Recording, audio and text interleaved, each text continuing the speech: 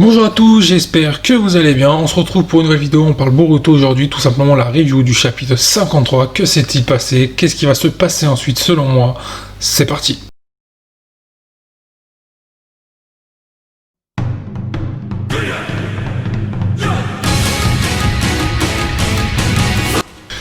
Et bien nous allons commencer cette review tout simplement par les faits qui se sont déroulés dans ce chapitre. Premier fait, un peu la fin du combat entre Naruto et Ishiki. Bon, Naruto, on quitte un Naruto à ce moment-là, la fin du combat totalement en mode agonie, fin du chakra en train de crever.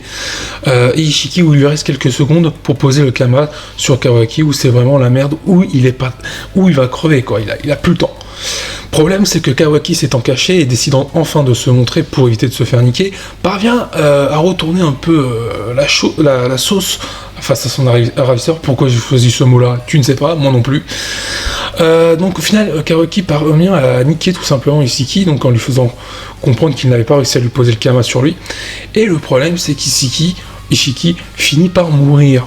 Alors à ce moment-là, tu te dis comment c'est possible que finalement Kawaki n'a pas de Kama, ou peut-être qu'il se mettra à se développer plus tard. Moi, je pense pas que ça soit le Kama d'Ishiki qu'on voit au début de Boruto. Je pense pas que c'est lui, sincèrement. Je pense que ça appartient à un d'autre, et pourquoi pas à Momoshiki. Petite prédiction pour la suite.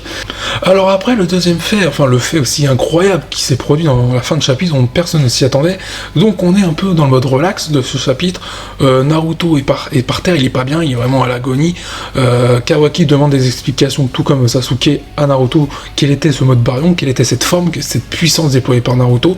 Et la surprise, Boruto débarque, mais cette fois-ci ce n'est pas Boruto, enfin si, mais contrôlé par Momoshiki, alias Boroshiki aussi, qui vient planter un kunai dans l'œil gauche, donc cet œil-là, l'œil au Rinnegan de Sasuke. Donc tu doutes bien, un œil crevé pour Sasuke, bon déjà il avait perdu un bras le pauvre, c'est la merde. Là tu te dis, moi je me suis dit à ce moment-là, ok, pour moi on n'ira pas jusqu'au bout, pour moi ils mourront pas.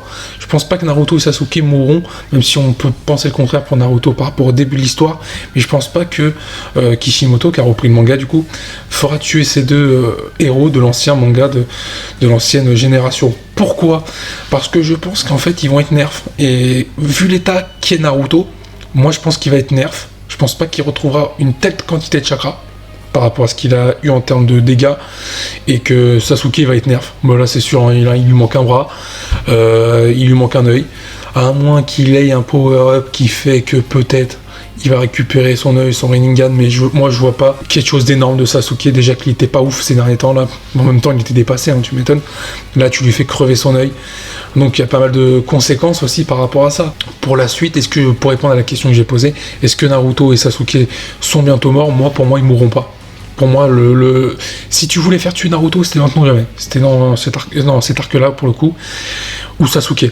Après, Sasuke, c'est vrai qu'on peut se dire, si on se relate à la première scène du manga Boruto, la scène, t'as Boruto qui est habillé en mode Sasuke, et Kawaki qui prononce cette phrase en disant « Je vais t'envoyer là où j'ai emmené... là où j'ai envoyé le 7ème Hokage, donc Naruto. » Donc t'as deux indices qui font croire que ces deux-là sont morts.